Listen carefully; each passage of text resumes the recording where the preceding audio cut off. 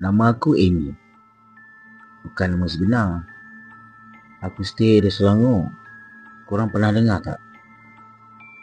Orang tua cakap kalau sebelum tidur kita kena cuci pinggan mangkuk, kemas-kemas dapur.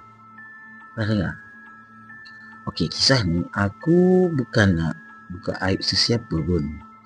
Tapi korang kena tahu apa yang orang tua-tua cakap kadang-kadang ada betulnya. Aku mula-mula macam fikir, alah, apa kena mengena dapur dengan tidur kan?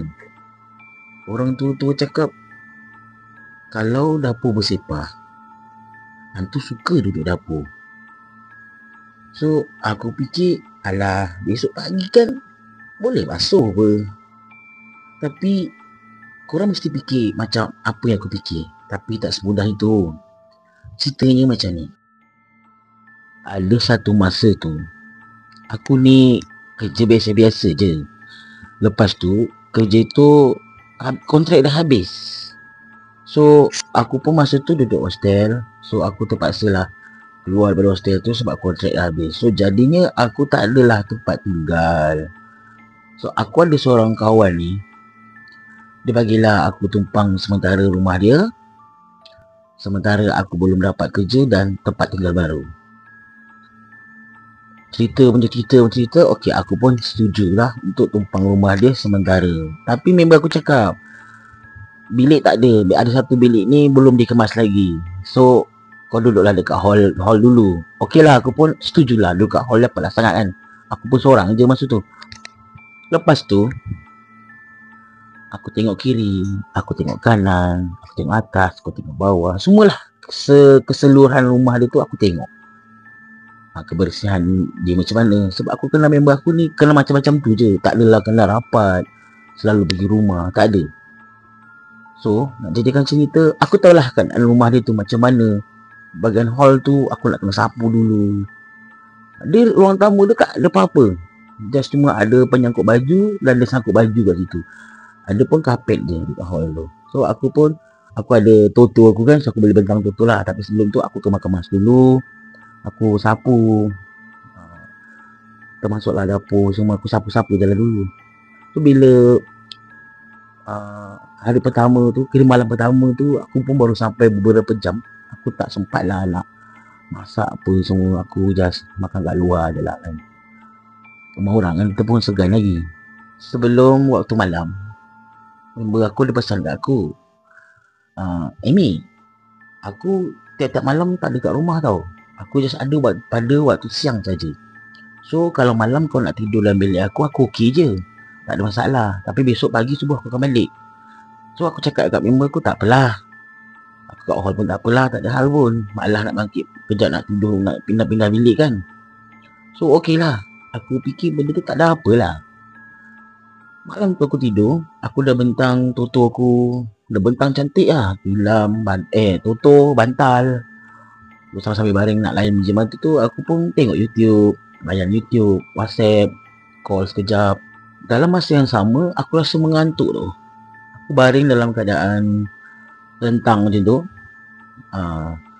Rentang. Lepas tu mata aku ni susah tau.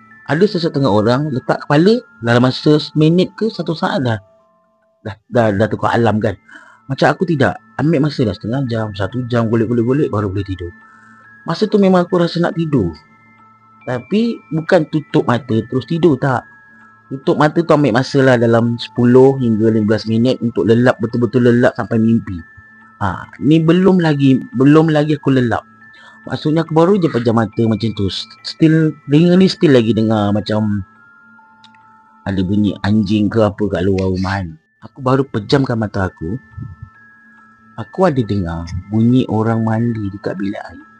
Kuat dan bising sangat. Mandi tu pula bukan mandi yang macam biasa-biasa. Tak, ni macam tu. Mandi macam ibarat kau ambil air gayung tu, kau ciduk, kau hempas-hempas. Macam tu. Pakai gayung yang besar tu, lepas tu kau hempas-hempas mandi. Macam kau jiru sesuatu. Mandi dia macam tu. Bila mata aku tu tertutup, hati aku berkata, siapa pula yang mandi memekak? Bising kot. Mandi pelan-pelan dah, dalam pukul 1-2 pagi macam tu. Lepas tu, bila aku tegur macam tu, tiba-tiba orang yang mandi bush, yang aku dengar tadi tu, tiba-tiba senyap. Lepas tu, tiba-tiba mata aku ni, ibarat macam, kau pernah tak? Kau tidur pura-pura tidur. Macam, kau konon, mak kau nak tengok kau tengah tidur ke apa. Contoh, kau mesti pura-pura tengok kan, mak kau tengah buat apa kan, kau mesti buka mata kau sikit je. Macam itulah aku rasa. Aku buka mata aku sikit je. Tapi itu bukan perasaan aku yang nak buka tau. Mata tu macam terbuka sendiri. Sikit je. Seolah-olah boleh nampak depan kau tu. Begitu je. Lepas tu, aku tak nampak lagi apa-apa masa tu. Mata aku terbuka sikit. Lepas tu, tiba-tiba ada sesuatu duduk cangkung. Tapi tangan dia letak atas lantai. Cuba korang try. Cangkung, lepas tu tangan aku letak lantai. Macam monyet kan. Dengan rambut panjang, dengan muka yang gelap. Tiba-tiba muncul kat depan mata aku. Lepas tu aku tengok dia. Tapi mata aku tu still kecil macam tu lah. Ibarat macam kau nak kata mimpi bukan mimpi. Kau nak kata realiti pun bukan realiti. Tak tahu nak cakap. Tapi serius, memang mata aku buka dan aku nampak depan mata aku. Benda tu, aku tengok dia tengok aku. Dia boleh merangkak menggunakan kaki dan tangan yang ke lantai tu. Laju-laju buk pergi kat aku. Buk macam tu. Macam tu dia boleh pergi datang kat aku. Tapi bila dia nak merekam aku tu, aku tak nampak dia terekam aku. Cuma aku nampak dia macam nak terekam aku. Tapi bila macam nak terekam aku tu, dia terhilang. Tapi badan aku tu rasa sakit tau. Aku tak tahu nak gambarkan macam mana bila ada sesuatu benda yang mendekat aku waktu aku tidur, macam aku mimpi ke apa. Ada satu benda dekat dengan aku kat sakit badan tau. Aku tak tahu orang lain nak rasa macam mana, sebab aku tak tahu tak semua orang boleh rasa benda tu. Lepas tu aku rasa tolong. Aku minta tolong dekat orang siapa dalam rumah tu. Adalah 2 orang dalam bilik tengah kan.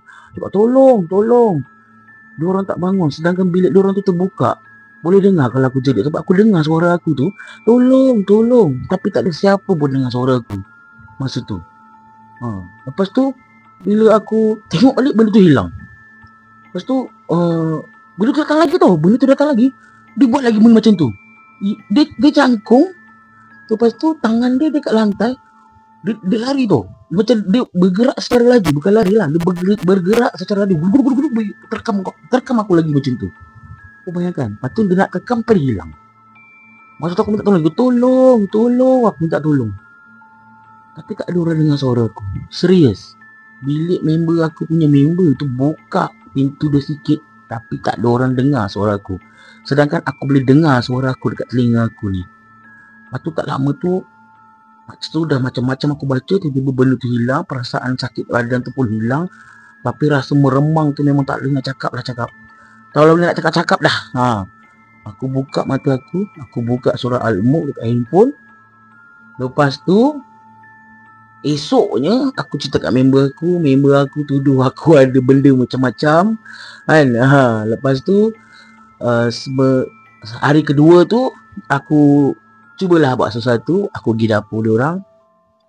Aku kemas. Mana yang tak pakai, mana yang buruk aku buang. Memang aku marah. Macam-macam benda aku buang. Macam benda tak pakai aku simpan lama-lama. Buat apa kan dia boleh buat pusaka. Kau tahu tak, dapur bersepah. Jangan cakap lah.